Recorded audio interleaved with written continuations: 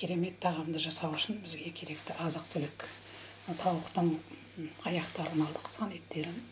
Содан кейін мына көріңіз, картоп, сәбіз, бұрыш, пияз, қызанақ алдық, көкшөп алдық. Қазір осының бәрін турап, майдалап туралар. Міне бәрін турап қойдық.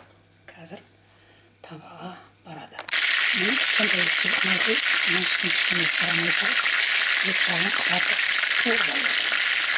Міне қараған тауықтың еттерін алып жатырмыз. Енді осы майға қалғанын қойғаламыз. Сәбізіміз болмай, пиязымыз болмай, бәрін қойғаламыз.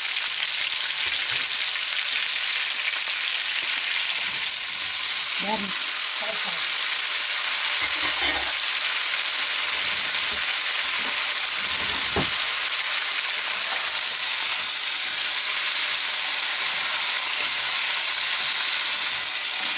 Бұл оңай дайындалатын тағам. Мен өстерге арна дәмдеуіштерінің бәрін қосамыз. Бұл керемет тағам болады.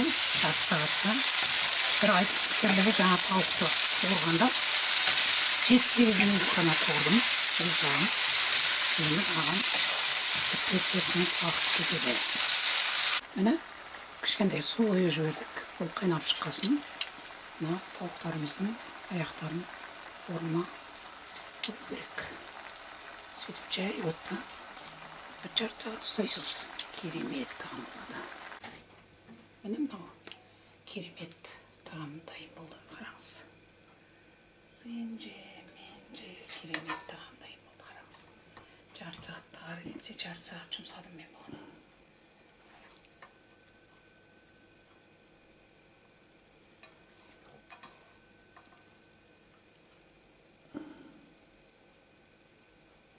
Қамырында қосып жібердім, қараңыздар. Ол біздің жасымызда қамырсыз болмайды. Міндетті түрде болуға тиіс. Міне енді осылай жасап жүріңіздер.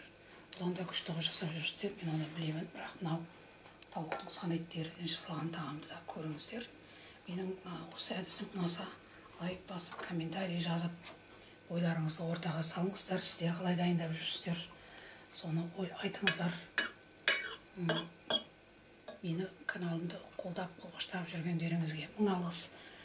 Астарыңыз дәмді болсын.